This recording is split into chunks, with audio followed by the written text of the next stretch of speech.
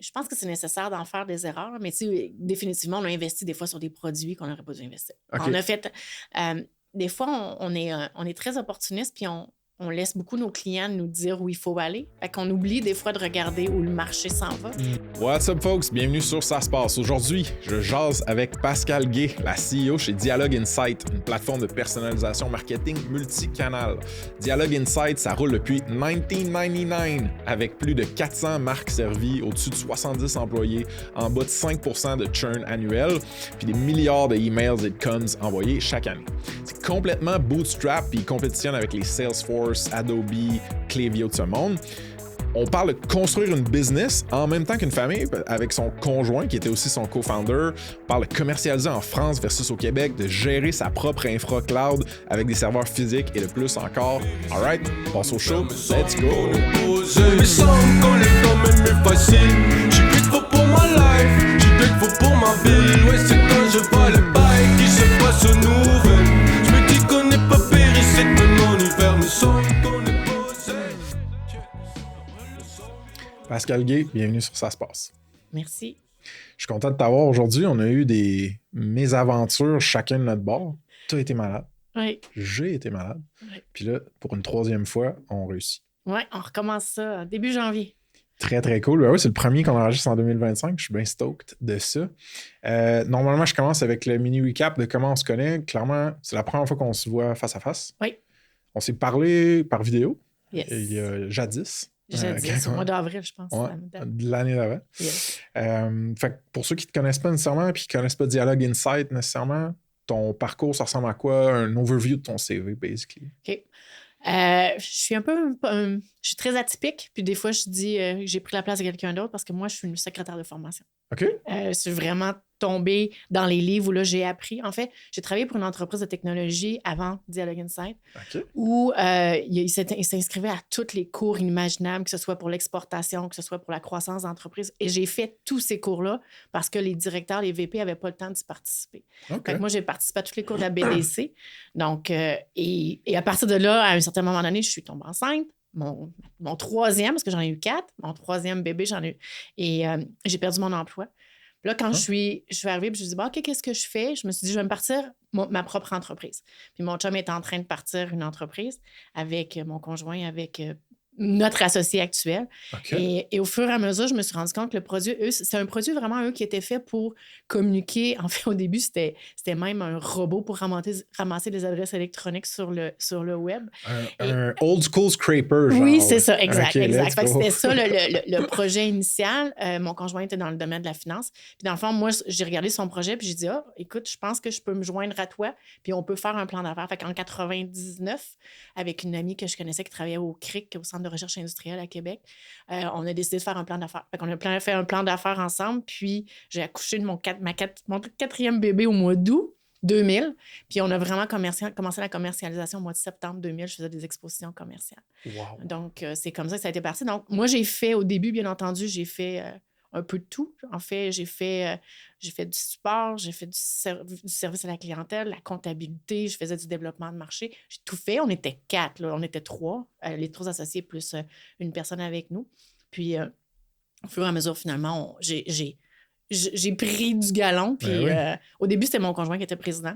Mais comme c'est moi qui ai la grande gueule, comme on dit en bon français, c'est moi qui a pris la place de présidente. Et je suis vraiment autodidacte. Moi, c'est dans les livres, c'est discuter avec des gens, puis tout ça que j'apprends à diriger. Je peux pas m'empêcher de creuser sur les trucs qui m'intéressent. Fait que, Cool. est-ce que l'esprit entrepreneurial vivait déjà en toi au moment où quand tu commençais ta carrière, tu étais secrétaire, tu disais? Ouais. On dirait que le clickbait dans ma tête, c'est de secrétaire à CEO. Tu sais comment je veux dire? Fait que comment, t'étais-tu déjà drivé? En fait, tu vois, c'est drôle parce que j'avais travaillé au parc technologique aussi entre les 2 emplois.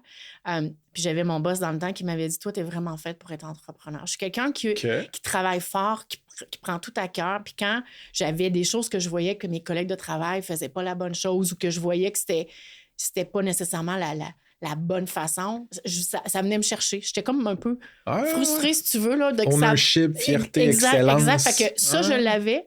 Le côté game de partir en affaires, peut-être un peu moins, mais mon conjoint avait là-dessus. Fait qu'ensemble, je pense qu'on est vraiment différents parce que lui, il est game, puis moi, finalement, je suis capable d'amener les choses. Fait que lui, souvent, c'est le visionnaire, qu'est-ce qu'on veut faire, de quelle façon, puis moi, je fais arrimer les choses en arrière. Mais oui, effectivement... Dieu sait qu'il y a de la vision sans exécution. Exact. Ça fait des belles discussions d'un 5 à 7, mais... Exact. Ben, ils disent toujours, devant les grands hommes, il y a une femme. Ben, dans notre cas, c'est vrai. Master, c'est toi qui es en face. C'est moi qui est en face, là, mais c'est encore lui qui a la vision. C'est malade. Hey, en 99, là, moi, je commençais à faire du karaté kenpo. Fait que j'étais loin de builder une business. C'est fucking nice. Puis ce qui est surtout cool dans votre histoire, puis là, je vais te laisser expliquer c'est quoi Dialogue, c'est la pérennité d'une entreprise tech au Québec. Il y en a pas beaucoup qui startent pré-2000 qui scale jusqu'à aujourd'hui, là, c'est insane. Ben, en fait, c'est parce que ce que tu vois, c'est qu'on a vécu la bulle technologique, on a eu les problèmes financiers en 2007-2008, on a tous vécu et on la COVID. Oui, exact, la COVID. Vous avez raflé les désastres. Exact. Ben, je te dirais que on a beaucoup évolué le produit, mais dans le fond, nous, on est une plateforme marketing, dans le fond, qui est omnicanal, qui permet aux clients de venir intégrer toutes leurs données, toutes leurs informations qu'ils ont pour vraiment aller personnaliser la relation. Avec leurs clients, eux. Oui, avec leurs clients. Nous, ce sur quoi on mise toujours, c'est vraiment la personnalisation. On voudrait, là, puis c'est un vœu qu'on a depuis des années, qu'à chaque fois que quelqu'un ouvre un email, que le email soit pertinent. C'est de créer des communications qui ont de l'impact, qui sont pertinentes pour les clients. Fait qu'on essaie d'emmener nos clients à pas faire plus d'envois d'emails, ou de SMS, ou de web push, ou de mobile push, mais en faire de meilleure qualité pour réduire l'attrition tout en augmentant les résultats. Fait que c'est là, nous, c'est toujours la personnalisation. Fait qu'on a beaucoup bâti autour de la donnée client. Toutes les informations, au début, quand on a commencé en 99, il n'y avait pas de liste email, là, pour être franche. Là. On avait l'air de des martiens quand on se présentait puis qu'on voulait vendre du email marketing. Mais maintenant, là, je veux dire, on a des clients, là, on a toute la connaissance, les transactions qui ont été faites, les visites sur le site web. Et tout ça, les gens peuvent l'exploiter pour vraiment aller personnaliser leur communication pour justement augmenter les résultats. Mais c'est ça. Notre vœu, ce serait que tu ouvres ta boîte email. On en parlait tantôt, justement. Tu ouvres ta boîte email puis qu'elle soit clean puis que tout ce qu'il y a dedans, c'est quelque chose que tu as de l'intérêt. Puis que s'il y a une compagnie qui m'a écrit quoi que ce soit, que je sois client ou pas encore, que ce soit méga, méga personnalisé à moi, puis que j'ai l'impression de me faire parler. Puis tu sais, les fois qu'on a eu des résultats avec Snipcart, la startup que j'avais avant, des bons résultats de, mettons, de développement client ou d'upsell ou ce que tu veux, c'est quand on prenait le temps de checker un account, faire eux autres, là, genre, ça va bien, ils utilisent la plateforme au fond, ils ont plus qu'un site qui roule sur Snip, on va leur écrire quelque chose à mitaine sur Twitter ou par courriel, puis là, tu sais, mais ça scale pas, ça. Non, c'est pour ça que vous autres, vous essayez de... Exact, on scale ça. Fait qu'on crée aussi, on fait de la transformation de données pour créer des indicateurs. Parce que tu peux pas... Toutes tes transactions, ça te donne rien. Alors, ce que tu veux savoir, c'est quoi les produits que la personne aime, c'est quand elle achète, est-ce qu'il y a des fréquences, donc tu es capable, à partir de ça, de créer des indicateurs, de dire, bien, cette personne-là aime les vêtements pour hommes, cette personne-là, c'est les vêtements pour enfants. Tu es capable, dans le fond, d'aller créer des indicateurs. Donc, au lieu de piocher, comme on dit dans le bon français, dans toute ta donnée, bien, on offre des outils pour faciliter l'exploitation. Puis là, pour que le monde et moi-même comprennent mieux, te dis les transactions, ça veut-tu dire que la majorité de vos clients, leurs clients, mettons, vont acheter des trucs sur leur site? Ou c'est quoi ton genre de client? Ben, nous, on est vraiment, là, on est super large, on est de très grosses entreprises dans le retail ou les épiciers. Là, ici au Canada, on a Métro. En France, on a Leclerc qui est quand même très grand joueur là-bas, qui est le plus gros distributeur, en fait, en France. Sinon, on a des associations. On est dans le B2B aussi, quand même, un peu au niveau associatif. Pas dans le B2B, dans le sens, on n'est pas un CRM, là, mais dans les associations, on a quand même... C'est là qu'on a commencé nos démarches. Fait que c'est ça. Fait qu'on est un peu dans toutes les sphères. Quand on parle de transactions, pour nous, c'est pas nécessairement une transaction monétaire parce que inscrire une activité, c'est une transaction. Bon. Donc, juste être sûr c'est ça. Fait que pour ça, pour nous, dans le fond, une transaction, c'est plus au sens large que vraiment... Parfait. Au même titre qu'un email transactionnel, c'est parce qu'il y a une action qui a été prise et on suggère une suite d'actions. Exact. Très cool. Fait que là, fais-moi un snapshot numérique des chiffres que tu peux me balancer par rapport à Dialogue Insight. Genre, vous êtes où aujourd'hui? Good. Ben, En fait, on a 3 bureaux. On a un bureau en France. Un bureau. Ils n'ont pas de place d'affaires parce qu'ils sont un petit peu partout. Donc, on a quand même un bureau en France, on a un bureau au Québec, on a un bureau à Montréal. OK, cool. On est 75 employés. Donc, on se maintient quand même là-dessus depuis quelques années qu'on est 75. C'est parce qu'on a beaucoup de marques. Par exemple, on a Métro, mais on a Jean Coutu, on a toutes les marques de Métro, mais quand on parle de marques, on a à peu près 350 marques qui nous utilisent. Puis une marque peut avoir un paquet de succursales, mettons. Exact. Exact. Puis on a des bases de données. Notre plus gros client, je pense, c'est 33 millions de contacts dans base de données. Fait que c'est quand même des choses. Puis j'ai jamais le chiffre exact parce que ça évolue, là, mais c'est des milliards d'envois d'emails qu'on fait. Ouais. Principalement, les clients nous utilisaient parce qu'on a été connus sur le email pour l'envoi d'emails. Mais en France, c'est des millions par mois de SMS qu'on envoie. C'est ça, parce que quand tu as dit on est une plateforme de communication personnalisable, une plateforme marketing de communication, ben, tu as dit omnicanal. Fait que ça, c'est comme je peux envoyer des courriels, je peux envoyer des SMS. Oui. On a le mobile push puis le web push aussi. OK, fait des notifications. Des notifications tant sur le browser ou sur le téléphone. Okay. Puis, tu sais, dans le fond, nous, ce qu'on fait, c'est qu'on va... Parce que quelqu'un qui a un outil qui pourrait avoir des bornes interactives, parce qu'on le fait pour certains clients, il pourrait extraire. Nous, on dit, bien, voici le client, voici les offres que tu devrais lui offrir. Puis le client peut exporter ça par des API puis envoyer ça sur des bornes interactives pour que si les clients viennent, par exemple, en magasin, que tu es capable de voir, voici les offres qui sont en train de... Fait qu'on devient l'outil de génération d'offres, puis après ça, on les diffuse sur les différents canaux ou outils que le client a besoin. On en envoie même au service à la clientèle pour que si quelqu'un appelle au service à la clientèle, qu'on soit capable de dire, voici les offres que vous avez reçues, même téléphoniquement. C'est très cool, ça. Fait que c'est ça, c'est que vous êtes très horizontal dans la mesure où, genre, la donnée et comment tu l'utilises pour communiquer avec tes clients, ça peut vivre dans plein de use cases dans une compagnie. Exact. C'est pas juste, genre, je t'envoie un SMS pour te rappeler qu'on a une vente du Black Friday sur mon e-com, là. Non, exact. Puis bien entendu, pour nous, la personnalisation, ça vient aussi dans l'automatisation. Fait qu'on a tous les outils d'automatisation qui te permettent, après une visite sur le site web, de déclencher un email. Après, donc, on a vraiment des outils d'automatisation. Des workflows un peu. Oui, exact. Très cool. Ce qui est complètement débile aussi, je trouve, à propos de votre histoire, ou du moins du peu que j'en connais, c'est que c'est bootstrapped, right? Depuis le début. Oui. Fait que, tu sais, il n'y a pas de capital risque qui est rentré là-dedans. Il n'y a pas un conseil d'administration qui représente 10 parties tierces différentes. Non, exact. Fait que ça, c'est débile. Ce que je trouve aussi malade, c'est le play franco. Vous avez dit, hey, on va expand au Québec, on va ensuite expand en France. Oui. Puis j'imagine que c'est un différenciateur pour vous autres d'avoir été construit, je vais dire from the ground up en anglais, construit dès le départ avec le français en tête aussi, right? Fait que tes compagnies francophones, ils doivent aimer ça, I guess. Exact. Les compagnies francophones aiment ça. Puis, ben, au niveau de la France, au Canada, ici, les gens sont moins frileux de travailler avec des Américains, mais en France, les Américains ne rentrent pas si bien que ça. Parce que c'est vraiment une mentalité différente. On est plus proche des Américains qu'on a des Français, mais on a quand même une affiliation avec les Français que les Américains n'ont pas. Les Français, c'est... On est les cousins, tu sais. On a la culture, culture, la langue. Exact. Puis, tu sais, en France, c'est vraiment un peu... C'est différent là, de faire affaire avec la France. Parce que les décisions se font différemment, la hiérarchie est différente. Tu parles avec les vice-présidents, puis les gens en dessous se parlent entre eux, puis les décisions sont plus lentes un peu à faire.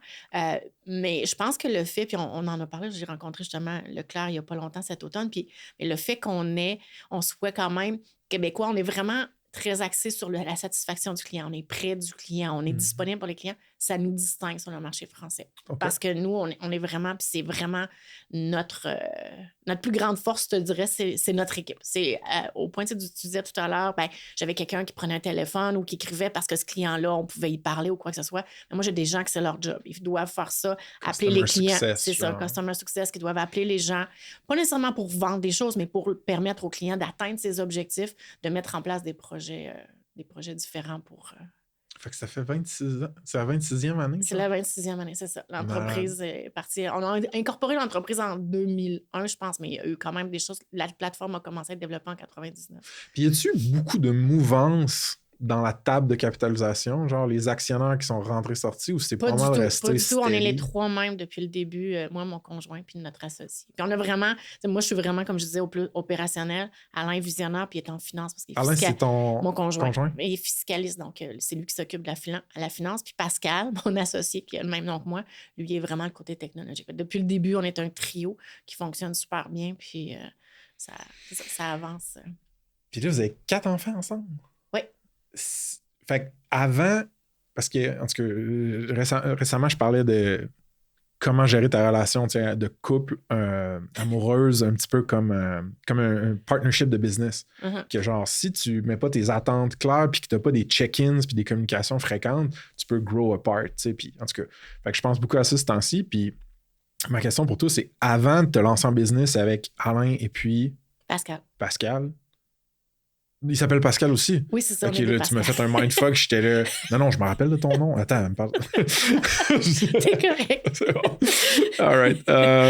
Ouais, c'est ça. Avant de te lancer en business avec ton conjoint, mettons, t'avais-tu un bon niveau de confiance que vous étiez capable de passer à travers des épreuves puis des trucs difficiles ensemble à cause vous aviez eu des kids, mettons? Ou pas nécessairement, non. Pas nécessairement. Fait que t'as pris un... On a pris un guest. Je dirais... c'était comme... on embarque ou on n'embarque pas. Puis, tu sais... C'était tough? Je pense que ça aurait été tough l'inverse. Parce que j'ai rencontré des gens que les deux avaient des entreprises différentes. OK. Et là, il y en a un qu'il faut qu'il voyage. Fait que là, lui, pendant qu'il voyage, l'autre, il faut qu'elle s'occupe de sa business et il faut qu'elle s'occupe des enfants. Fait que là, quand l'autre revient de voyage, là, elle a dit, pendant les prochaines semaines, c'est toi qui t'occupes des enfants parce que... c'est ça, fait que c'est qui... Tandis que nous, à chaque fois, parce que on peut pas... moi, le siège social était à Québec. Donc, moi, j'étais à Québec. Et le développement de marché se faisait beaucoup à Montréal. Ouais. Fait que moi, j'allais faire des 5 à 7 à Montréal. Je partais à 2 heures l'après-midi. J'allais faire un 5 à 7. Et à 7 heures le soir, je revenais. Fait que je partais. Mais le fait que c'était notre business, que c'était pour nous que je le faisais, c'est beaucoup plus facile pour Alain de l'accepter, alors que si lui avait été un emploi à autre chose. Fait que des fois, j'ai comme l'impression que le fait qu'on soit ensemble en business, ça a comme eu un impact positif, je te dirais. C'est que le couple, la famille, la business, vos incentives à vous deux sont alignés dans les 3 dimensions. Fait que vous allez faire en sorte que ça marche pour les 3. Exact, okay. C'est ça. Fait que à quelque part, souvent, les gens... Tu sais, c'est pas toujours facile. C'est pas facile de décrocher. Ouais. C'est pas facile. Mais on arrive là, de congé. On a eu quelques petites discussions, mais ça a vraiment été de décrocher le plus possible lorsqu'on est en arrêt. Mais quand on travaille, c'est sûr que le soir, on se met à parler, puis c'est pas comme « Hey, qu'est-ce qui s'est passé aujourd'hui? » Puis ça dure 5 minutes. C'est qu'est-ce qui... Ah oui, il s'est passé ça, mais moi, il s'est passé ça. Puis là, fait qu'il faut juste faire attention pour qu'à un moment donné, on puisse décrocher puis qu'on soit capable de...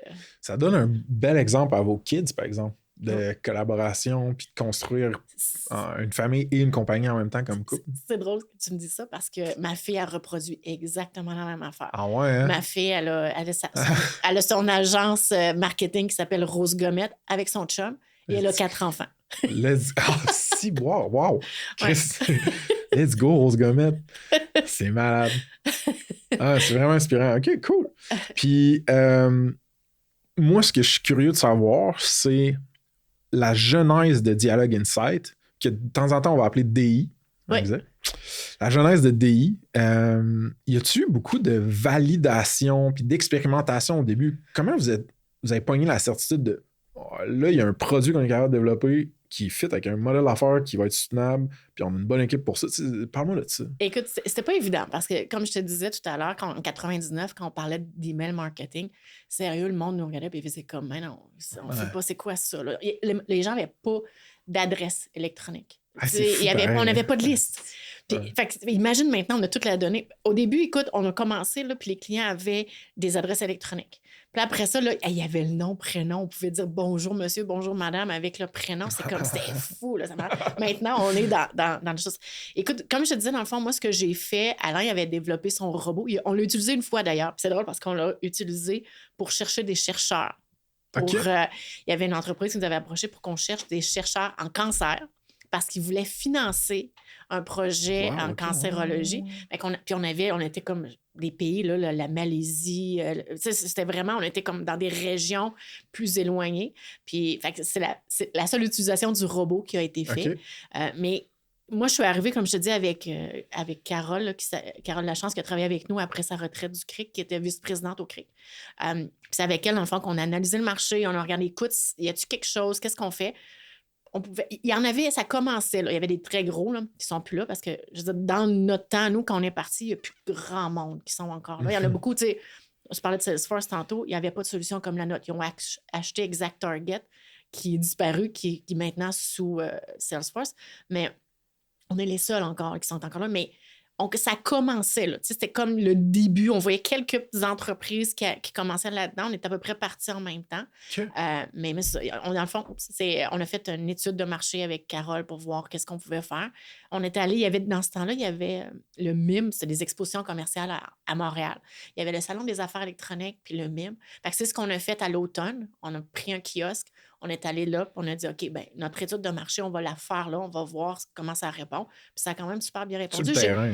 Ouais, c'est ça. J'ai des clients, moi, qui sont avec moi depuis... mais mon plus vieux client qui était avec moi, c'est 2001. Ça, c'est du LTV. Fait que... 24 ans. C'est ça. Fait que c'est à Québec qui est avec nous depuis aussi longtemps. L'Union des municipalités du Québec est une association aussi à peu près dans le même temps. Donc, on a commencé au niveau des associations. C'est là vraiment où on est rentré. Parce que les associations, ils sont obligés de communiquer parce qu'ils ont des événements. Il y avait déjà une notion de communication qui était plus fréquente. Donc, c'est avec eux qu'on a commencé. Puis, vous n'avez pas eu besoin de... Avez-vous réussi à faire soit de la pré-vente ou des ventes assez rapidement pour commencer à générer un salaire? Puis tout ça, la pression financière au début, c'était quoi? Genre? Moi, en fait, comme je te disais, dans le fond, j'avais perdu mon emploi, je suis retombée enceinte, fait que j'avais pas de salaire. Mon conjoint était en finance, dans le domaine de conseiller financier, fait que lui, il avait quand même un salaire qui entrait. Mais c'est drôle parce que je connaissais quelqu'un, moi, qui partait d'une entreprise puis qui voulait rendre l'entreprise publique. Et je te disais tout à l'heure, je suis une secrétaire de formation. Fait que la première année, dans le fond, pour me faire un salaire à moi, je faisais du publipostage. Fait que je m'occupais d'imprimer les lettres parce qu'il voulait s'en aller public. Donc, je m'occupais de toute l'impression des lettres. Le président venait chez nous signer. Puis là, je dis souvent à joke, mes enfants lichaient les enveloppes. C'est fort, ça. T'avais 4 bouches, man. Let's go, les kids. Un après l'autre. Mais c'est comme ça que j'ai réussi à me sortir un petit salaire les premières années. Wow. Mais mon chum a continué à travailler. Fait que lui, il dédiait, mettons, des soirées week-ends plus à... Exact. Le côté vision de la compagnie, là, comme tu disais. Exact. Mais le reste du temps, il a travaillé. Je pense qu'il a travaillé les 2-3 premières années. Là. OK, c'est bon. C'est bon. Puis, fait que là, c'est là que les ventes ont commencé. Là, c'est là que les ventes. Mais assez rapidement, on a eu des ventes. Là. Comme je te dis, 2001 déjà, on a commencé à l'automne. En fait, le premier client, c'était Québec Loisirs. Les premiers envois se sont faits autonomes parce que j'en avais fait déjà pour certains clients. Là. Okay, mais quelqu'un, tu sais, quand on parle de SaaS, là, quelqu'un qui a payé, qui s'est connecté à notre plateforme, c'est en mars 2001. OK, wow. Ouais. Puis, fait que vous avez le bug de l'an 2000, vous a pas... non, pas trop. Vous a pas mis à terre. Pas trop, non. Super. D'ailleurs, t'as parlé d'infrastructure un petit peu, là. Moi, mon modèle mental, celui auquel je réfléchis le plus rapidement, c'est... je suis un SaaS, je vais tout offloader mon infrastructure, mes serveurs dans le cloud, je vais prendre un AWS de ce monde, quelque chose dans le genre, tu sais. Mais vous, à l'époque, premièrement, le offering cloud tel que tel, il était complètement soit pas existant ou vraiment différent? Non, il n'était pas existant. Dans le fond, je te dirais que c'est à peu près les seuls services d'envoi d'email comme nous on faisait qui étaient vraiment offerts dans le cloud. OK, c'est ça. Fait pas dans le cloud, mais qui était ouvert en SaaS. C'est ça. Ou est-ce que t'as un utilisateur sur un device quelconque qui va pigner un serveur qui n'est pas à côté de lui? Exact. Puis il n'y a rien installé sur son ordinateur. Sur sa machine, c'est bon. Exact. Fait que ça veut dire que vous aviez vos propres infrastructures, vos propres banques de serveurs? On a nos propres serveurs depuis le début. On a nos propres à ce jour serveurs. encore? Là. Oui, à ce jour encore. On a une infrastructure ici au Québec. On a une infrastructure en France qui sont hébergées dans des endroits sécurisés. On est ISO, SOC 2. On a été obligé de passer par tout ça parce que Desjardins, c'est nos clients. Beneva. Donc, on a beaucoup de clients quand même dans le domaine financier. Donc, on a passé par... Puis maintenant, c'est même les petits clients nous demandent ces certifications-là de plus en plus. Fait qu'on est les deux. Fait que c'est vraiment dans des environnements qui sont contrôlés. Là. C'est pas dans le garde-robe. Ouais, non. OK, peut-être qu'au début, ça l'était. C'est ça, genre le premier serveur, on veut savoir il roulait où. Il roulait chez notre associé, le premier serveur. C'est ça. Exact. Alright, folks, un petit shout-out à Leviat Légal, partenaire certifié Ça se passe. C'est le cabinet tech-enabled pour tous vos deals, transactions, du financement VC aux stock options. Basically, des programmeurs en cravate. Donc, check them out sur saspace.com/partenaire avec un S. Puis, manquez pas l'épisode 73 du pod avec Guillaume, le founder. Il y a des bonnes pépites. OK, de retour au pod. Puis là, vous avez carrément un lieu physique que vous devez gérer. Là, oui. Comment ça marche? Vos propres machines? C'est nos propres, vous les louez c'est nos propres machines. Dans le fond, la façon que ça fonctionne, c'est que les équipes font la programmation des machines. Ouais. Puis les machines, ensuite, sont envoyées soit à Montréal ou en France. On l'a fait cet été, justement. Ça a été quelque chose, là, d'aller switcher des machines en France puis renvoyer les machines ici au Canada parce qu'on les recycle pour autre chose. Parce que les infrastructures... Je pense que c'est 5 ans, là. C'est pas moi qui s'occupe de ça, de garantie. Fait qu'à tous les 5 ans, il faut qu'on remplace les infrastructures pour s'assurer d'avoir des machines qui sont sous garantie. C'est insane. J'ai tellement toujours été loin du métal dans ma carrière en SaaS que là, d'avoir quelqu'un qui a quand même été plus proche, qui est encore proche. Ouais. Fait que là, comment ça marche? Ça veut dire que sur ton staff, il y a une partie du payroll que c'est genre des ingénieurs low-level, très, genre, capable de programmer un serveur. Là, ben écoute, nous, on les appelle notre équipe technique IT. Ouais, fait que dans le fond, ils sont 4. Ouais, ils sont 4 qui font ça. Et ceux qui s'occupent de la programmation sur les ordinateurs pour les employés et tout ça. Là. Mais oui, on a 4 personnes, dans le fond, qui s'occupent. Notre vice-présidente, c'est le gros. Moi, je dis toujours qu'il aime ça, c'est Marine. Les Marines. Les Marines. Mais c'est vraiment celui qui s'occupe de ça et qui connaît bien ça. Fait que oui, on a ça. Et souvent, les gens vont me poser la question, pourquoi vous n'êtes pas dans le cloud? On a déjà analysé pour aller dans le cloud, mais dans le cloud... Sur les plateformes... AWS ou Google ou peu importe. L'affaire, c'est que nous, on a vraiment... Lorsqu'on a un client qui décide d'envoyer 5 millions d'emails, ben, on a un gros pic d'utilisation. Fait que si tu payes au processeur, il faut qu'on aille...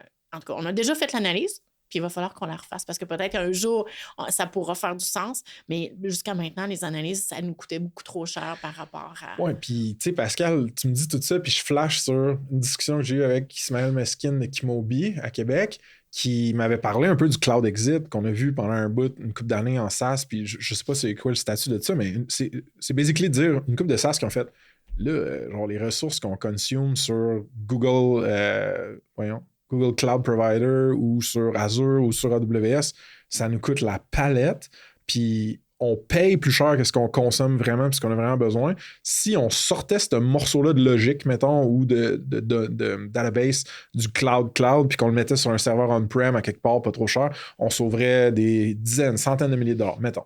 Fait que ça, on l'a vu, ça. Fait que j'imagine que vous aussi, vous avez eu le contrôle sur genre vos coûts puis votre scaling vu que vous le faites depuis longtemps. Exact. Okay. Exact. Mais tu sais, nous, la chance qu'on a, là... Ben c'est une chance à deux tranchants. Parce que souvent, les gens me disent quand est-ce que tu as été obligé de transformer? Parce que je fais partie de groupes de discussion de PDG avec une association. Puis, en fait, les questions, c'est souvent je suis partie de software à une SaaS. Fait que là, il a fallu que je refasse tous mes systèmes parce que c'est pas la même affaire. Un CD que tu vends versus quelque chose qui est consommé sur une plateforme, c'est pas la même chose. OK, parce qu'au début, c'était... Pas moi, non, les autres. Les autres. Okay, moi, j'ai pas eu cette transition-là à faire. Moi, j'ai pas eu parce que j'ai toujours été sur le cloud. Par contre, ce qui est le plus touché, je te dirais, là, puis que je vois que les gens qui commencent dans le cloud vont le faire, c'est quand tu dois améliorer ta plateforme cloud, ta plateforme SaaS, en fait. Ouais. Parce que, comme nous, par exemple, actuellement, on est en modernisation. Fait que là, les clients, c'est comme il y a des interfaces qui sont... Il y en a une qui est comme ça, l'autre est comme ça. Mais tu n'as pas le choix. Tu dois faire évoluer ton produit. Puis tu dois le moderniser en même temps. Fait que quand tu étais dans un software, dans une boîte, tu développais un nouveau software, puis tu le vendais, tu changeais la boîte, puis les gens, ça ne les dérangeait pas. Là, nous, les clients vivent toute la modernisation. À chaque fois qu'on change une page, là, ils savent. Puis il n'y a aucune façon de dire, je vais arrêter de développer cette solution-là, puis je vais en développer une nouvelle. Parce que si tu ne continues pas à développer, les clients disent, là, tu n'as pas ces fonctionnalités-là, tu n'as pas ci, tu n'as pas ça. Fait que c'est touché. Là, on est depuis 3 ans qu'on est dans la modernisation, puis c'est back-end, front-end, c'est tout. OK, c'est ça. Fait que c'est pas juste un make-up, un front-end. Non, c'est vraiment... Ce qui arrive, c'est que comme ça fait longtemps, la plateforme, c'est notre 4e version, puis je pense que c'est 2007 qu'on l'a parti. Les langages de programmation sont plus enseignés aux universités. Tu n'as pas le choix à un moment. Hein. Oui, c'est ça. C'est malade. C'est toutes des concerns que, tu sais... c'est parce que la majorité des business en tech, Pascal, ils vivent pas aussi longtemps. Ah non. Fait qu'il y a des... concern qui n'auront jamais, tu sais, tu comprends? Ils meurent avant ou ils se font acheter avant. Exact. Mais celui-là, le concern de transformer une plateforme qui est live, puis qu'il faut qu'elle continue à vivre, même si tu fais des mises à jour, c'est quelque chose. C'est tout que des défis. Très cool. Ah, c'est Fidelio, un autre qui a scalé depuis longtemps aussi, que eux autres, c'est un ERP. Puis eux autres, ils étaient on-prem, ils ont bougé vers le cloud, puis ça fait genre peut-être un peu moins longtemps que vous autres, mais c'était une histoire aussi comme ça. En tout cas, je viens de flasher là-dessus. OK, on va parler un petit peu des caractéristiques de ton industrie, fait que plateforme de marketing, de communication personnalisée. Oui. Pour que les gens puissent se faire un modèle mental de genre, OK, elle joue dans quelle catégorie, mettons, cette compagnie-là? As-tu des compétiteurs ou des alternatives? Ou... Exact. Mais souvent, nous, on va être la continuité d'un MailChimp. Les gens vont utiliser MailChimp ou des solutions plus de base qui ne peuvent pas nécessairement avoir toutes leurs données, qui ne peuvent pas accumuler, puis ils ont moins d'outils de personnalisation. Fait que souvent, on va être un remplacement d'un MailChimp, par exemple. C'est souvent ce qui se passe. Sinon, au niveau de la compétition, étant donné qu'on est dans les petits, les moyens, les gros clients, bien, on a de la compétition un peu partout. La plus grosse compétition qu'on a actuellement, c'est un Klaviyo, par exemple, là, qui est un gros compétiteur à nous dans le retail. Mais comme on a des clients moyens, mais on a des très gros clients, dans les gros clients, là, c'est Salesforce. Là, c'est vraiment là où c'est un petit peu plus difficile pour nous présentement parce que c'est quand même un gros, là, puis ils en ont des moyens.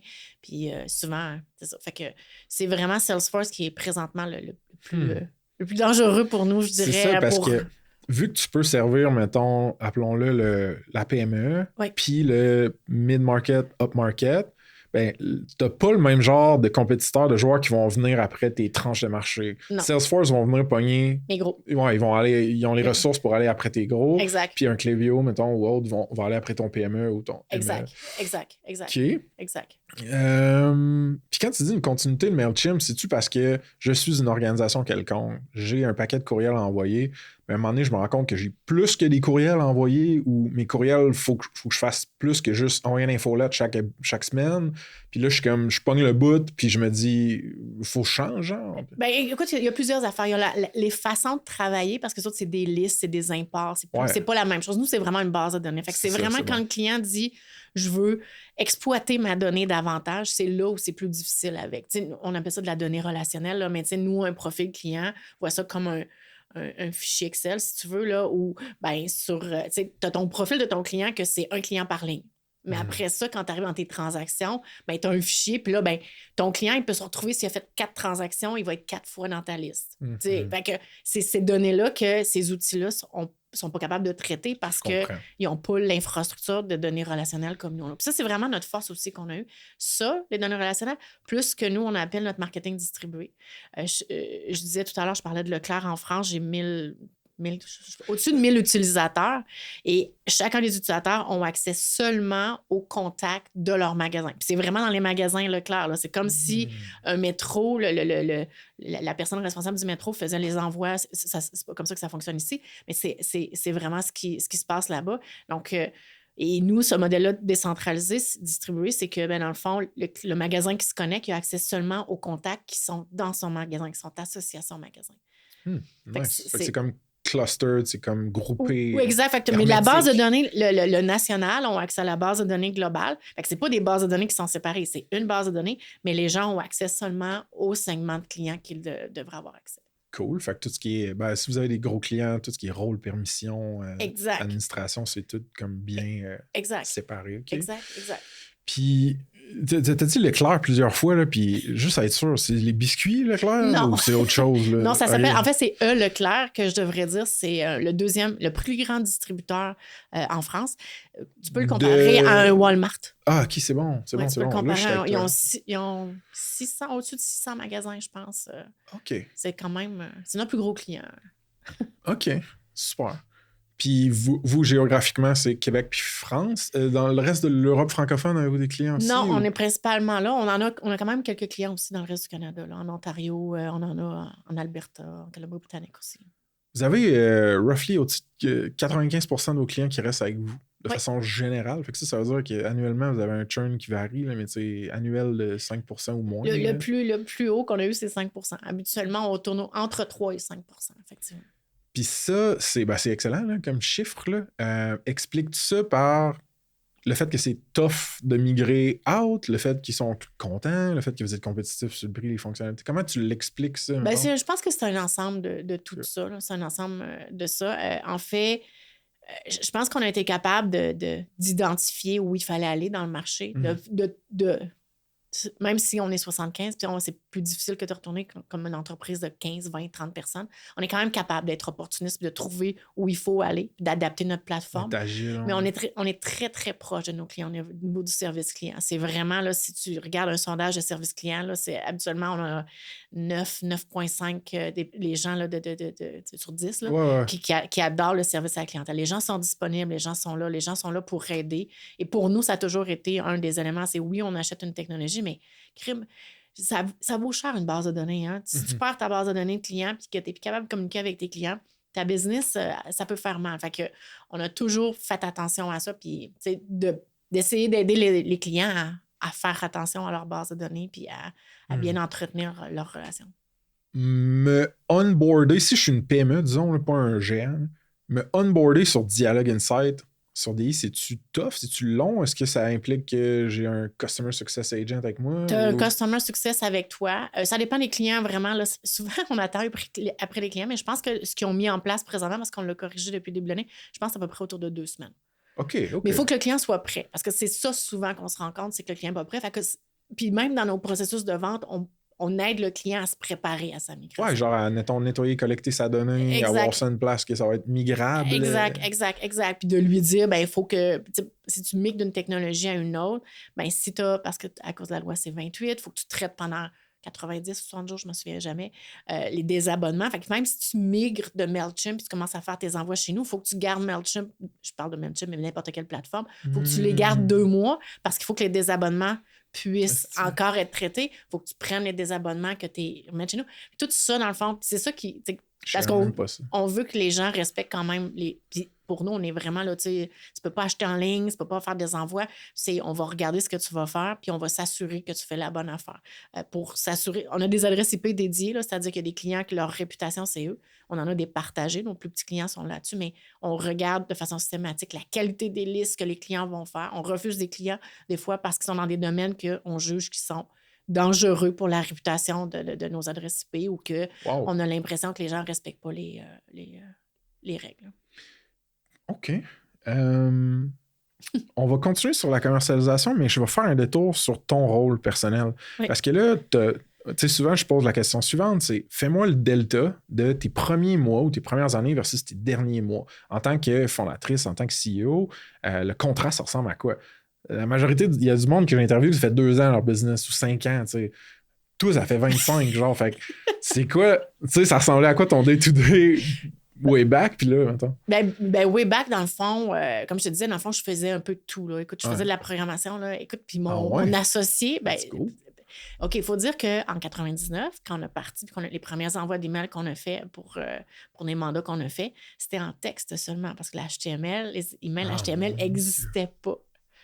Les templates de courriel HTML. C'est arrivé, je dirais, autour de 2000-2001, je pense que c'est arrivé. Puis pour m'aider à faire de la programmation, mon associé, puis je dis souvent à Joe, qui me donnait Notepad.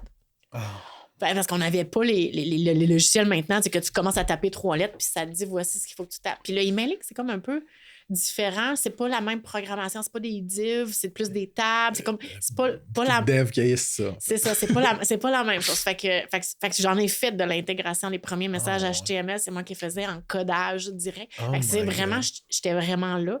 Je te dirais que dans les dernières années, j'ai une progression, mais dans la dernière année, je pense, là, je suis vraiment plus au niveau stratégique. Je suis vraiment plus assis à dire au monde, voici où on va se rendre, voici la transformation. On a implanté des méthodes. Je travaille avec un consultant, Jean-Sébastien Chouinard, puis dans le fond, qui est un CPO fractional. Ouais. Jean-Sébastien, on va t'envoyer le bill. C'est ça.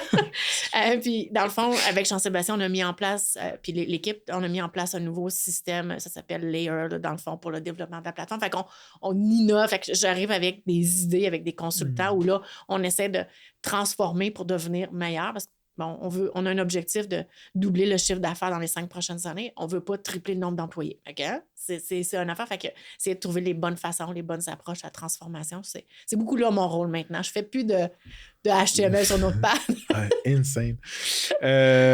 Tu dis que tu es plus haut niveau, que tu es plus stratégique. Oui. Tu parles-tu encore avec des clients? À l'occasion. Pas beaucoup, mais à t'as l'occasion. Du staff qui le fait à oui, justement, à l'occasion, mettons. les plus gros clients. Là, on est allé rencontrer une cliente en décembre. Je te disais que j'étais allée en France, j'ai rencontré d'autres clients. Je vais des fois sur les salons pour rencontrer des partenaires. Mais c'est quelque chose justement qu'on veut changer cette année. On veut être plus proche, la direction, moi, surtout puis le vice-président opération, on veut être plus proche des clients, de participer à des rencontres avec certains de nos employés.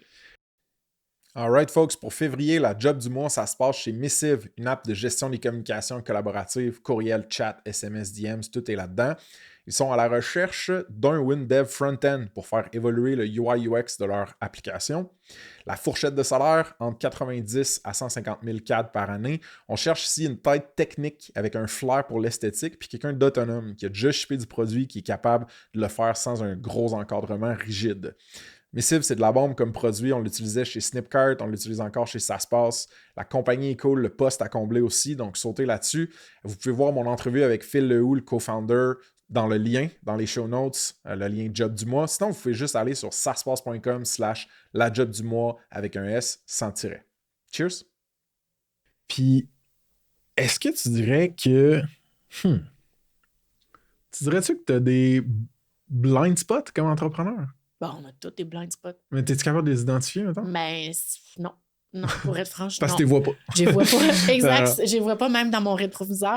Mais non, oui, il y en a probablement. Écoute, tu sais, tu parlais tantôt de la compétition.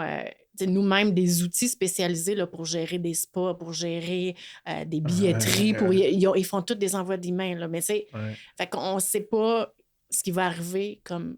On ne sait pas ce qui va arriver demain. C'est drôle parce que tu me fais penser, il y a quelques années, je suis toujours, moi, en mode amélioration continue. Moi, je suis autodidacte, je lis puis tout ça. Puis j'avais, à un moment donné, une fille que je connais qui a une business qui fait un peu des tests psychométriques, mais aussi des tests de gestion où tu as à gérer une situation. Tu sais, tu as comme des tâches à faire. Puis...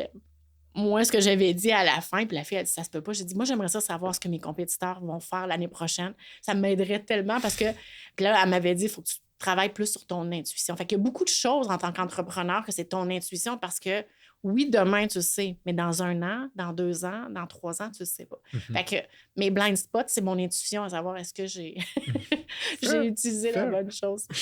Puis, parle-moi de ton entourage un peu d'entrepreneur. T'es-tu complètement encadré de mentors, coach, amis, mastermind, je sais pas quoi? Ça ressemble à quoi? La réponse, c'est non. Puis j'aimerais ça. Là. On veut c'est ça.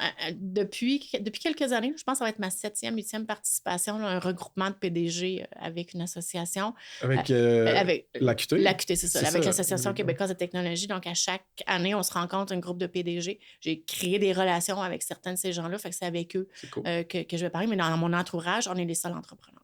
OK. On est les seuls entrepreneurs. Puis, mais mettons, shit hits the fan. Puis que t'as comme un leak de données ou genre t'as une employée ou un employé clé critique à l'organisation qui jump ship, qui part, qui annonce à l'émission, puis là, tu sais pas quoi faire. Tu demandes à qui? À ton partner? À qui tu parles, genre? Puis... Je sais pas. Pour être franc, j'ai aucune idée avec qui je parle. Je pense que j'irais chercher dans mes... il y a beaucoup de gens, comme je te dis, dans les PDG que j'ai rencontrés qui ont vécu ça. Fait que j'irais voir dans les gens que j'ai rencontrés qui ont vécu ça parce que je pense que c'est là que tu as des échanges. De parler, même si je parle avec un coach, s'il n'a jamais vécu cette situation-là, c'est peut-être plus difficile. Mais c'est ça. Mais tantôt, tu me poses cette question-là, mais je travaille quand même avec des consultants externes. Fait que c'est comme pas des cas. Ben moi, j'aime ça, oui. J'aime ça. Faut que tu leur donnes des mandats qui sont quand même précis. Faut que tu as les bonnes personnes. Je pense que ça fit avec eux. Puis qu'à un certain moment donné, il y en a une justement l'année passée, on a dit OK, je pense que c'est fini là, le mandat. Mais il y en a avec lesquels ça va bien. Puis c'est des gens, c'est des gens qui veulent pas. Puis c'est un peu comme des gens en agence, là, ils doivent se tenir à jour, être au courant de tout ce qui se passe. Fait qu'ils formes aussi en même temps sur ce que tu n'as peut-être pas le temps de lire. Mais là, je suis en train de m'améliorer dans ma lecture parce que j'ai un peu plus de temps. Là. OK. Mais c'est beaucoup les livres. C'est vraiment beaucoup les livres, moi. Si j'ai un problème au niveau de la vente puis que je dis comment je peux faire, je vais me trouver le meilleur livre ou je vais parler avec du monde. C'est quoi les livres que tu as trouvés là-dessus? C'est beaucoup comme ça que je vais... Ben, c'en est une forme de réseau, tu sais. Oui, exact. Mais c'est juste ça. qu'elle est plus one-way que... Exact. OK, j'aime ça. Exact. Tu dirais-tu... Qu'est-ce que tu dirais qui est le plus tough à propos de travailler avec toi? C'est une question que j'aime. J'aime pas ça dire ça de cette façon-là, mais je suis une overachiever. Je veux toujours aller plus loin, faire mieux, faire davantage. Fait que je pense que des fois, puis je vais... Comment je fais ça? Je suis super quick. Quelqu'un me lance une idée, puis moi, l'idée, là, elle va faire boule de neige, puis je vais arriver avec un projet avec. Fait que là, le monde, ils font comme, OK, là, il faut qu'on la suive, parce qu'elle va bien trop vite, c'est difficile à suivre. Fait que je pense que ça, des fois, les gens ont de la misère à keep up avec moi, parce que je fais trop... Es-tu capable de t'asseoir très temporairement sur un succès puis le savourer ou en profiter? Non, pas tant. Pas tant? Non, faut que j'arrive puis t'es-tu de même juste dans Dialogue Insight ou pas mal à travers tout dans ta vie? Je suis pas mal à travers tout dans ma vie. Ouais, non, je suis pas mal comme ça à travers tout. Ouais. Je suis comme... Je dis souvent ça, je suis une fille qui carbure au défi. Mm. Moi, tu sais, le jour où j'aurai plus de défis, le jour où ça va toujours être la même chose. Puis je pense que c'est pour ça que j'étais peut-être faite pour être entrepreneur. Parce que, tu sais, il faut que tu acceptes d'avoir des défis. Fait que ça, non, c'est... Tu sais, je suis quelqu'un aussi, j'aime ça... tu sais, je vais donner un exemple. J'aime ça créer des nouvelles affaires quand il y a eu la pandémie. Bon, OK, qu'est-ce qui se passe avec Dialogue Insight? Bon, les magasins sont fermés, il n'y a plus rien. Les employés, ils n'ont plus de job parce qu'il n'y a plus personne qui fait... Il en faisait, mais pas tellement beaucoup d'envois d'emails. Ça a pris quelques mois. Fait il y en a certains que ça a été correct, mais d'autres, ça n'a pas été correct. Puis là, je vois mon équipe qui est découragée, qui fait comme, OK, bon, c'est dur parce qu'on était à la maison, on n'a rien à faire. Fait qu'on a fait un projet ensemble. On a fait un projet hors Dialogue Insight. Puis là, pour motiver les gens le soir, puis tout ça, on avait fait un outil pour faire de la réservation des lignes d'attente pour les gens. Parce que dans ce temps-là, tu pouvais aller dans les magasins, mais une personne à la fois. Fait que c'était un système, dans le fond, qu'on avait développé avec notre plateforme. C'est d'envoi d'emails, des formulaires. Ça fitait avec ce qu'on faisait. Fait qu'on s'est mis 7-8 personnes là-dessus. Puis, malheureusement, j'avais fait mon entrevue à la télévision et tout, mais il y a eu un événement cette journée-là qui fait que ça n'a jamais passé. Mais tu vois, ça, c'est mon genre. C'est d'essayer de trouver quelque chose avec ce qu'on a pour faire quelque chose pendant qu'on avait moins de choses à faire puis de motiver les équipes là-dessus. Qu'est-ce que tu fais pour relaxer? Je joue au golf l'été. Let's go! Oh, ouais, je joue au golf l'été. Une vraie CEO. On dirait que c'était plus vrai avant. J'ai pas beaucoup de mes amis, des gens que je connais, CEO, qui jouent au golf. T'as raison.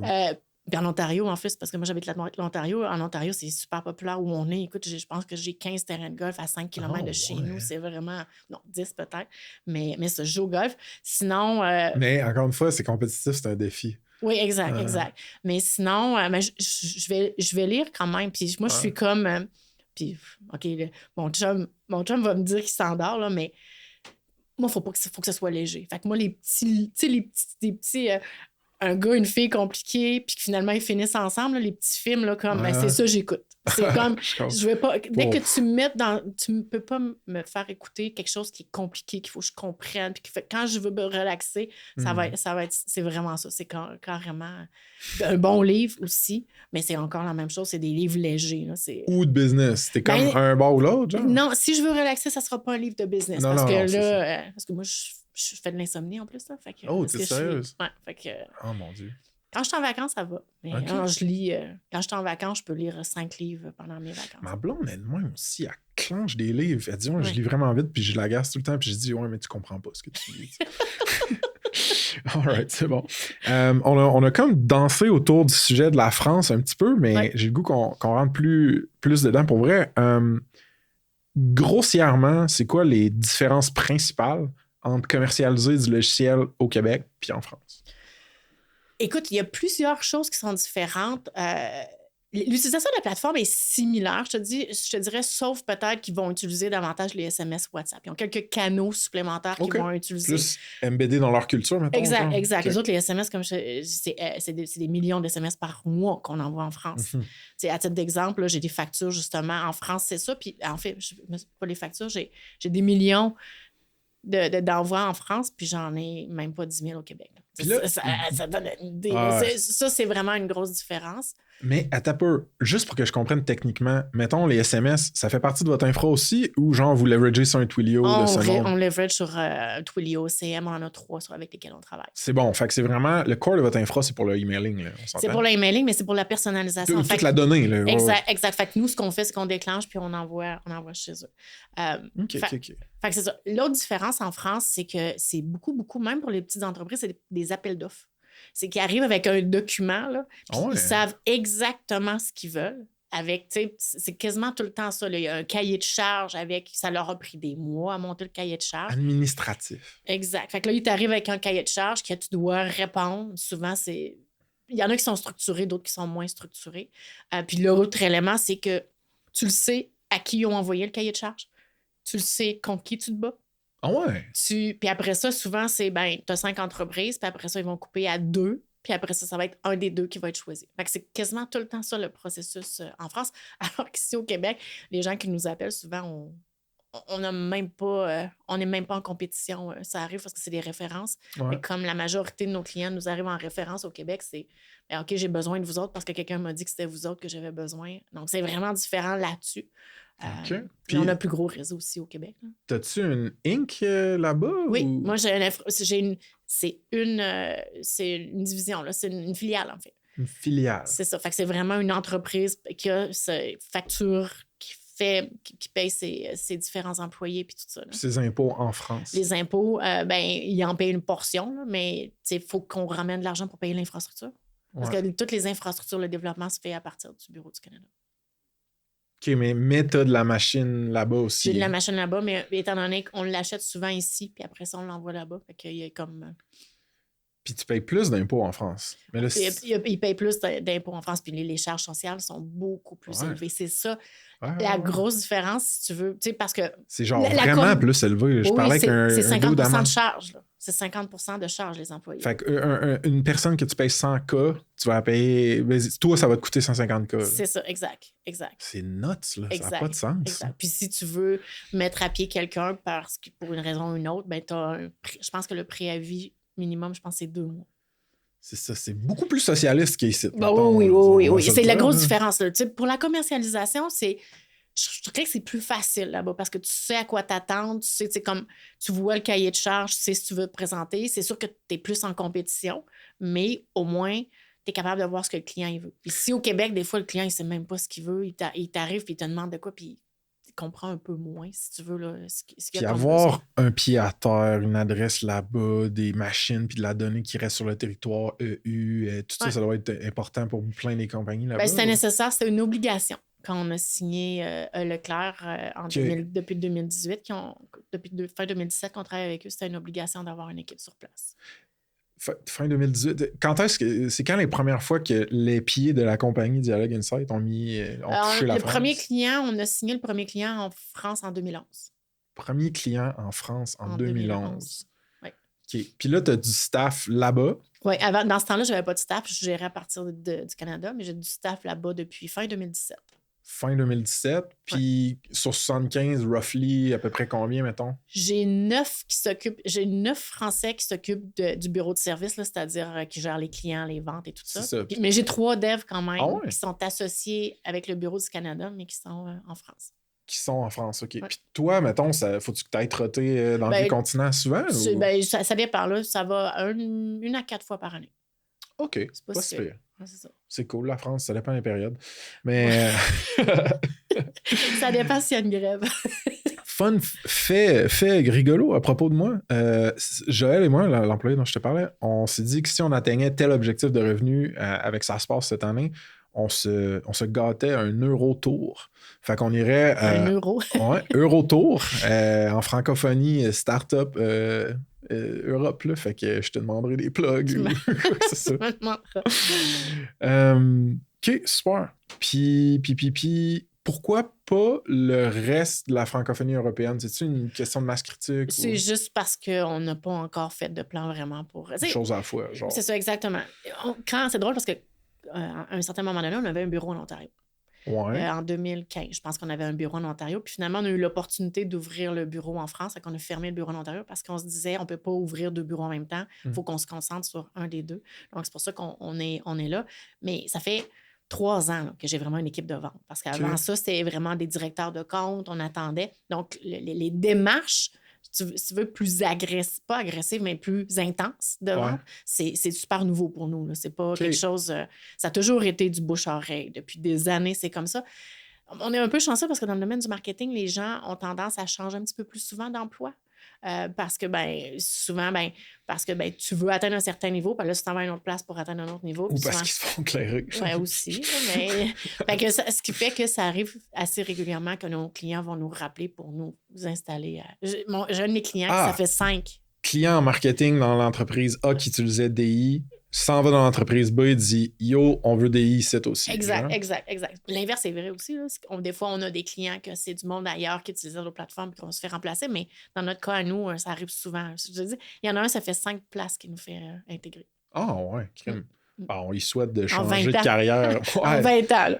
C'est 4 ans, c'est legit. Là. C'est des bons séjours à chaque compagnie. Exact, pas de problème. Exact. Ça pourrait être ça, ta stratégie de commercialisation. Tu seeds du monde dans des clients puis t'es fait changer. En tout cas, bon, j'arrête. Côté commercialisation, justement, tu me disais off mic que, tu viens de le dire sur le mic aussi, que ça fait pas longtemps que tu investis activement en acquisition, mettons, genre. Exact. Côté marketing ou vente. Exact. Ça veut dire que c'était du bouche-à-oreille, c'était de la référence. Exact, c'est de la référence. On a quand même un partenaire, un revendeur en France qui est quand même très présent. Il y a plus d'une centaine de clients juste à lui. Là. OK. Fait que lui, tu lui donnes une cote, là, mettons grossièrement dit, sur en ce fait, qu'il vend, notre modèle d'affaires est un peu différent parce que je sais que la majorité, c'est ça. Là, puis il y en a beaucoup qui ont changé. Là, mais nous, non. Nous, on lui vend à un certain montant, puis c'est lui qui décide le montant qu'il revend. Fait que c'est tu lui white label dessus? Non.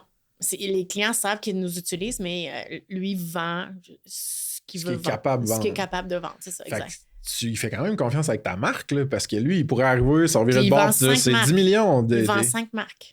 Pas de compétiteurs. Juste des trucs complémentaires. Juste des compétiteurs. On est 5 marques compétitrices. Fait que lui, c'est comme un power middleman. Exact. Ça n'existe pas vraiment ici. En tout cas, j'en ai pas vu, mais c'est vraiment quelqu'un qui cherche la meilleure plateforme, qui rencontre du monde, puis qui a une panoplie de 5. Tu sais, Pascal, I guess que les G2, ils ont comme des équipes de vente qui ressemblent à ça un peu. Exact. Mais lui, il n'est que dans l'envoi des mails. Juste ça. Exact. Vraiment intéressant. On a aussi des partenaires technologiques qui vont implanter notre plateforme dans leur... Ils vont implanter du Dynamics, par exemple, puis nous, on va être le penchant marketing. C'est quoi Dynamics? C'est Microsoft Dynamics. C'est un CRM de Microsoft. OK. Fait qu'on a des partenaires comme ça aussi qui vont nous emmener des références. Mais sinon, c'est vraiment... Écoute, je regardais la liste cette année, puis c'était quasiment du bouche à oreille, du monde qui ont déjà utilisé, des gens, c'est beaucoup ça. Puis pour le environ tiers ou un peu moins que tiers de clients qui rentrent par autre chose que tous ces systèmes de référence-là, c'est quel genre d'effort que vous faites? On fait des expositions commerciales, c'est encore ce qui marche. Là. Vraiment, quand on a parti Dialogue Insight en 2000-2001, là, ça a été vraiment ce qui marchait. Là. Faire des expositions commerciales, c'est là que tu te fais connaître. Ça te permet de mettre ton nom sur marque sa map, comme on dit. Mais ça, fait que c'est vraiment ce qu'on fait. On fait un peu de cold call. On vient d'essayer, puis les résultats commencent à arriver, le social selling. Demande-moi pas c'est quoi, là, parce que c'est pas dans c'est pas moi qui... Fait qu'il commence... On fait des essais, des tentatives sur certaines choses. Surtout, comme le social selling, c'est une entreprise de Montréal là, qui nous a offert ça. On a dit, OK, on va essayer. Fait qu'on ça m'intrigue, on s'en reparlera. Sweet, puis côté embauche, j'imagine que, mettons, au statut que tu es rendu, puis à l'échelle de la compagnie, tu es moins dans le recrutement, plus dans le recrutement, en fait, sûrement. Ben non, on est encore dans le recrutement. Non, ce que je veux dire, c'est que toi, personnellement, tu n'es pas impliqué là-dedans. Non, c'est ça. Exactement. Évidemment que vous allez embaucher les joueurs que vous avez besoin encore, puis tout. Oui. De façon générale, au travers de ces 25 années-là, as-tu trouvé ça tough d'embaucher du monde? Ça a-tu beaucoup changé? C'est pas tough d'embaucher, c'est tough d'embaucher les bonnes personnes. Ah, OK. Intéressant. C'est pas tough. On a des processus assez rigoureux, 2-3 entrevues, des mises en situation, mais c'est pas toujours évident de choisir les bonnes personnes parce que tu as toujours... parlais d'angle mort tantôt, là, ça en est des angles morts, là, de ne pas choisir la bonne personne dans le bon poste. Mais ça, tu te fais convaincre. Des fois, tu as la personne en avant de toi qui est super bon vendeur, mais que finalement, quand elle arrive, c'est pas le cas. Fait que ça va quand même bien. Puis c'est le fun parce qu'on n'a pas un grand taux de rétention. Là. Je pense que dans les 2 dernières années, il n'y a pas beaucoup de monde qui sont partis par eux-mêmes. Un grand taux d'attrition, tu veux dire. C'est ça. C'est bon. Je sais pas ce que j'ai dit. Tu as dit, on n'a pas un grand taux de rétention. Puis j'étais là, non, c'est pas ça qu'on veut dire. C'est pas ça qu'on veut dire. Exact. Fait que j'ai pas tant d'employés qui quittent. On a un de nos employés, d'ailleurs, Jean-Sébastien, il est avec nous depuis ça va faire 22 ans cette année. Mais c'est quoi, à 5 ans, tu achètes une montre, à 22 ans, tu achètes une maison? Ça n'a pas de sens. C'est hot. C'est très cool. OK. Y a-tu une erreur top of mind que tu as faite à travers tout? Évidemment, tu en as fait plein, on en fait toutes, mais une, tu sais, qui reste à la surface de ta tête, de ton esprit par rapport à une erreur entrepreneuriale à partager avec l'audience. Simplifions les choses. Ben, en fait, tu sais, je pense que c'est nécessaire d'en faire des erreurs, mais définitivement, on a investi des fois sur des produits qu'on n'aurait pas dû investir. Okay. On a fait... des fois, on est très opportuniste, puis on laisse beaucoup nos clients nous dire où il faut aller. Fait qu'on oublie des fois de regarder où le marché s'en va. Puis ça, c'est difficile d'être capable de dire non à un client. Puis je te dirais que l'erreur qu'on a fait, c'est que les employés sont pas capables de dire non aux clients. Fait que là, c'est comme, des fois, c'est qu'on a les employés contre nous quasiment parce qu'on a dit non, c'est pas ça, puis c'est pas là qu'on veut aller. Puis là, si je fais ça, ça marchera pas. Fait que ça, c'est peut-être une erreur qu'on a fait, c'est de pas expliquer aux employés, peut-être pas de montrer assez bien la vision où on va aller pour que l'employé soit capable de dire OK, ça ne fitera pas dans la vision. Alors que là, c'est on est des yes, là, yes woman, yes man. Puis c'est comme oui, on va le faire. Fait que ça, je pense que la plateforme est rendue un peu large par rapport à tout ce qu'elle peut faire. C'est le scope creep, on le fait tout, cette erreur-là. Exact. Fait que là, on essaie, mais essaie d'enlever des fonctionnalités, toi, à des gens qui l'utilisent. Tu sais, c'est pas si évident que ça. Fait que... Ouais, c'est... Quand tu les as pas, ils les ont pas, ils les utilisent pas, mais quand ils les ont... Ah, exact. Puis même si sur, mettons, 1000 clients, tu en as juste 5 qui utilisent telle fonction, bon, ce 5-là, il représente combien de pourcentage de ton revenu? Exact. Est-ce que la réputation que tu as avec eux est vraiment importante? Est-ce que maintenir cette fonctionnalité-là va te coûter plus cher que perdre le revenu qu'eux autres s'ils sont en crise? Exact. Fait puis, comme pogné avec les... C'est ça, qu'un client, on le sait, là, un client qui n'est pas satisfait va le dire à 10. Fait que là, tu fais comme... je pense ça, avoir élargi trop, je pense, notre plateforme. T'sais. Mais en 25 ans, c'est sûr qu'à un moment donné... Exact. Tu peux pas vraiment... Puis, veux pas, ben ça a évolué aussi. Écoute, tantôt, tu me posais la question, c'est quoi avant? Dans les 6-7 dernières années, c'est fou comment ça a changé. Là. Ce qu'on faisait, parce qu'on a quand même une équipe de services là, qui font de l'intégration, principalement le formulaire, l'intégration même de modèles de messages. C'est combien de pourcentage de ton revenu, ça, si tu peux en parler? Pourcentage, c'est... C'est minoritaire. Non, ben c'est quand même... j'ai pas le chiffre exact. Mais c'est quand même... un peu, là, je serais capable de calculer, c'est à peu près 20%. OK, quand même. 20%. Ça veut dire, ouais. Puis, je veux dire, Coveo, c'est ça aussi. Là. Il y a une partie de leur revenu qui vient de l'intégration, du service à l'interne. Exact, parce que on en parlait, l'onboarding, tu me disais c'est combien de temps, je mets un CSM, fait que ça, c'est facturable. Mais on a quand même aussi des clients avec lesquels il faut qu'on fasse des développements. Rarement, on essaie de limiter, mais des développements custom. Juste pour les gros. Juste pour les gros, oui, c'est ça, exactement. Fait que ça, dans le fond, on a besoin de payer. Ben, je serais curieux de tes clients plus up-market, tes gros. Est-ce que c'est une traditionnelle règle de pouvoir de 80-20, de genre, tu as 20% de tes clients qui sont très, très gros, qui génèrent 80% de ton revenu? Exact. C'est ça. Ouais. Fait qu'eux, ils ont comme un bargaining power, des fois, qui a tendance à dire oui, un peu trop. Exact. Mais ce que ça fait, c'est que dans le fond, des fois, tu devrais faciliter quelque chose, mais comme il faut que tu mettes une fonctionnalité qui est plus avancée, mais là, il faut que tu la mettes à quelque part dans l'interface. Fait que là, c'est ça. C'est d'avoir, étant donné qu'on a tellement des clients qui sont différents. Écoute, il y a quelques années, en 2010, genre, on avait créé comme 2 éditeurs de groupe. Là, c'était comme la même affaire, mais c'était comme il y en avait un qui était simple. On en a encore 2, mais c'est pas tout à fait la même lignée qu'on avait faite. Mais là, c'était comme, t'entretiens 2 interfaces, un pour les gens qui sont moins familiers, un pour... Là, ça fait pas de sens. Fait que c'est ça qui arrive, c'est que quand tu as une plateforme qui grossit puis tu ajoutes des fonctionnalités, Mais à un moment donné, tu mets la fonctionnalité, il faut que tu trouves une place dans la page. Mais tu dis, il faudrait que je refasse la page, mais là, tu ne refais pas. Fait que, avez-vous expérimenté un peu avec le feature flagging puis juste ouvrir des fonctionnalités? On le fait. Non, on le fait, ça. On le fait. Nous, on appelle ça des feature toggle, mais... ouais. C'est ça. Okay. Exact. Des fois, on peut le faire. Okay. Mais c'est ça. Très cool. Fait qu'on s'en va où là, avec nos skis dans 5 ans, mettons, le produit, la compagnie, c'est quoi ta vision?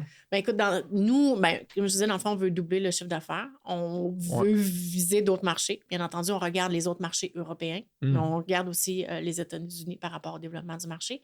Puis par rapport à la plateforme, on veut vraiment s'enligner pour cette année, la thématique qu'on a, parce qu'on fait des thématiques à tous les trimestres. Puis là, on a décidé qu'on la mettait, mais probablement pour l'année. Cette année, la thématique, c'est Smarter Together. Fait que ce qu'on veut, dans le fond... Je pensais que tu allais me dire, genre, les Power Rangers, puis c'est donc bien ludique. Je casse. Je vais t'en parler d'un ludique. Après, les Smarter Together, dans le fond, ce qu'on veut, c'est aider nos clients à prendre les meilleures décisions. Fait qu'on veut vraiment mettre des outils d'aide à la décision, des outils qui vont faciliter, bien entendu, du AI. On est là-dessus. On en a déjà ajouté l'année dernière, mais on a plusieurs projets déjà aussi en cours là-dessus. Fait qu'on n'a pas le choix, il faut qu'on aille là-dedans. Mais tu parlais de ludique.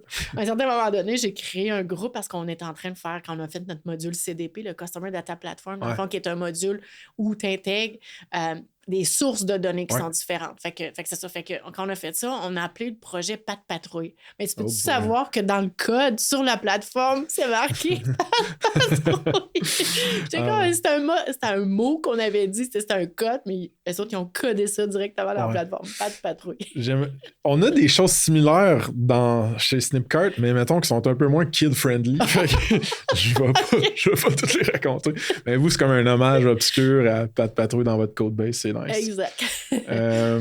Sweet, cool. Fait que, investissement, avez-vous déjà considéré à travers ces 25 années-là, à un moment donné, ça doit être arrivé sur la table de genre, on pourrait lever du cash et aller plus vite? On pourrait, sincèrement, il faut faire un plan. On se rend compte justement, là, les 2 prochains jours, on est en retraite stratégique, le comité de direction. OK, nice.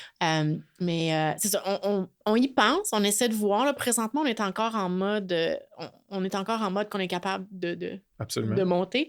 Mais pour ça, c'est ça. On va faire un plan pour voir par rapport à ça. L'histoire est la suivante, c'est que moi, j'ai travaillé pour une entreprise qui était subventionnée, qui était pas subventionnée, qui était financée par des sociétés de capitaux de risque.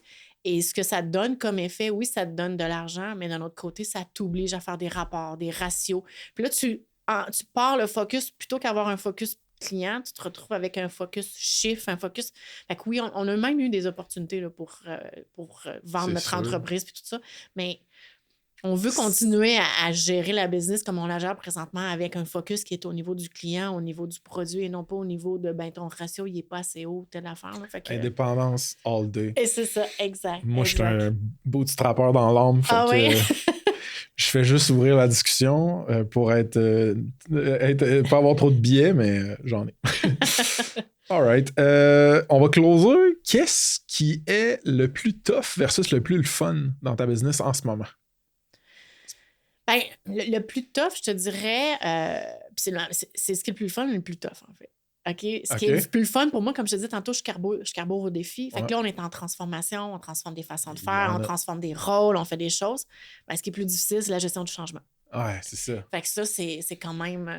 Parce que ça va au-delà, surtout à une échelle comme vous êtes 75-ish, mettons, tu sais, c'est pas juste de la tech puis des processus qui changent dans le business, c'est genre gérer le monde. Exact. C'est comme là, tu sais, ton rôle va changer un peu. Exact, ou ben genre là, tu feras plus ça de la même manière. Exact. Quand tu le scales à 75 personnes, ben des fois, ça peut pogner des murs. Là, exact. Fait que c'est ça qui est... L'année passée, on a fait une transformation, puis là, les gens, ils font comme, pas encore cette année, on fait comme... Non, elle n'est pas finie. Là. C'est comme la première phase. Puis là, on a une phase sur 3 ans. Fait que là, c'est la deuxième phase cette année. Ouais, puis tu crois, tu t'adaptes ou tu meurs là, en tech. Non, t'as pas le choix. Fait que non, c'est ça. C'est le côté fun, c'est jamais pareil à chaque jour. Le côté difficile, c'est gérer. C'est jamais pareil à chaque jour. C'est ça. Non, c'est super legit comme réponse. Écoute, dernière question, c'est au niveau des shameless plugs. Fait que as-tu des emplois ouverts du monde, des compagnies que tu veux rencontrer, n'importe quoi que tu veux plugger, la table est à toi. Oh my God. Table. La table. Je voulais dire the floor is yours en français, ça va pas. Hein? c'est le premier c'est le premier de l'année. Retour de janvier. Ben écoute, nous, ce qu'on fait depuis un petit bout, là, ce qu'on aime faire, puis on a mis ça en place en 2024, c'est de rencontrer des gens qui ne sont pas des clients chez nous et qui veulent participer peut-être à la progression d'une plateforme, même s'ils ne sont pas clients. Juste qu'ils nous disent, nous donnent leur feedback, nous disent qu'est-ce qui les intéresserait dans une plateforme comme la nôtre, qui ferait, qui changerait, qu'est-ce qu'ils recherchent. Donc, c'est pas nécessairement... Comités spéciaux, comités consultatifs un peu. Exact. On fait beaucoup... on a commencé ça, comme je disais, cette année, on fait des rencontres. Il y a au moins... je ne sais pas combien, là, je dirais 4 à 5 rencontres utilisateurs. Fait que nos équipes produits font un appel aux utilisateurs pour vraiment comprendre. C'est des utilisateurs différents, c'est pas toujours les mêmes. Et ce qu'on veut, c'est aller voir sur le marché qu'est-ce que les gens cherchent, c'est quoi leurs besoins. Fait que s'il y a des gens qui sont intéressés à exposer, à nous aider à développer la plateforme, parce que tu l'as dit, dans le fond, on est une plateforme québécoise, on n'est pas beaucoup de plateformes québécoises. À notre niveau, on est la seule, avec autant les gros clients et les capacités qu'on a. Et puis on veut encourager les carrières, les compagnies puis le capital d'ici, puis faire nos coups de circuit pour réinvestir dans notre écosystème à 1000%. Fait que n'importe qui a une organisation qui roule des communications multicanales comme des courriels et ou des SMS et ou des push notifications, des browser notifications. Vous pouvez peut-être t'écrire sur LinkedIn. Oui, ils peuvent m'écrire sur LinkedIn. C'est Pascal Gay, G-U-A-Y. Oui, c'est ça, exact. Sur LinkedIn. Exact. Pascal, ça a été un honneur de parler avec toi. Merci d'être venu. Ça m'a fait plaisir d'être là. Passe une excellente année. Toi aussi. Merci. Bye. It's a wrap. All right, folks, un petit shout-out à Unicorn, partenaire certifié, ça se passe. C'est une firme d'experts en info nuagique, AWS, Amazon Web Services, qui ont les talents et les processus pour migrer, scaler, optimiser les infrastructures cloud pour les startups et les SaaS. Il n'y a pas de jargon inutile dans leur affaire, pas de solution démesurée, juste une team de passionnés dev puis cloud qui peuvent vraiment vous conseiller, vous sauver des bidous, puis même construire du produit avec vous. Check them out sur saspace.com/partenaire avec un S. Il y a une solide entrevue avec le founder Éric Pinet. OK? De retour au pod. Hey folks, comme vous savez peut-être, on a un abonnement SaaSPal pour notre infolette, un abonnement premium qui te donne un paquet de perks et d'avantages comme des rabais sur les événements en présentiel, des Q&A avec moi et ou les invités du podcast, la roadmap du podcast à l'avance, puis aussi des remerciements sur le pod, ce que je m'apprête à faire. Donc à tous ces ballers, shot callers qui supportent directement Ça se passe, notre projet, merci. Aujourd'hui, je remercie Benoît Devilliers, founder chez Nolo, Martin Arvizet, techno-entrepreneur à l'agence Ninja, Geoffrey Blanc, General Manager chez Cyber Impact, Joliane Couture, Product Owner, C-Cube, Tamar Tricky, MBA et Sales Director, Jeff Pelletier, Digital Strategy Manager chez Folks, Jean-Philippe Fortin-Quentin, Head of Marketing chez Dashdis, Sébastien Fournier, Full Stack Dev chez Kimobi, et puis Michael Carpentier, cofondateur et leader produit chez Firi. Merci, Folks, du fond du cœur. Félicitations, vous vous êtes rendus jusqu'à la fin de l'épisode et vous méritez maintenant l'outro custom de Frank. J'ai une coupe de call to action. Ça se passe, c'est une business d'amour. On met de l'effort, de l'énergie, de l'argent aussi. Si vous voulez nous aider, il y a un paquet de trucs que vous pouvez faire. First, on investit beaucoup dans l'infolettre. Donc, chaque semaine, je fais des éditoriales où est-ce que je creuse dans un sujet puis je me gêne pas de dire les choses comme elles sont. Vous pouvez vous abonner sur le site web, saspace.com, il y a l'onglet infolettre, puis il y a aussi la call to action box à la fin de la page d'accueil. Donc, checkez ça. Sinon, si vous avez un SaaS au Québec, vous pouvez l'inscrire à notre index. Saspace.com, il y a un gros bouton mauve ajouter votre SaaS. Il y en a plus de 300. Si vous suivez pas déjà le pod, allez le faire sur Spotify, Apple Podcasts, sur YouTube. Puis si vous pouvez nous laisser un review, ce serait vraiment smart. Ça nous aide à être plus découverts. On a un job board aussi. Si vous voulez poster une job ou trouver une job en SaaS au Québec, saspace.com/emploi avec un S. Un gros merci à tous nos partenaires certifiés qui financent et supportent beaucoup Ça se passe. Vous avez Léviat Légal pour tout ce qui est avocat, droit, besoin dans ce genre-là. Le Chiffre pour finance, fiscalité, comptabilité. Baseline pour tout ce qui est accompagnement en AI. Vous avez Coveo, un employeur certifié qui offre des carrières de feu dans un scale-up. Fait que merci à ce monde-là, encore une fois. On fait aussi des événements en présentiel très cool, souvent presque tout le temps sold out. Vous pouvez nous suivre sur Eventbrite pour être au courant de ça, où on en parle sur le pod aussi. Et puis finalement, last but not least, suivez-nous sur les socials, donc LinkedIn, Instagram. C'est là qu'on poste toutes les nouvelles sur la compagnie, mais le nouveau content qu'on fait aussi au niveau du pod, des events, etc. Fait que c'est ça. Merci d'avoir écouté jusqu'à là. Cheers!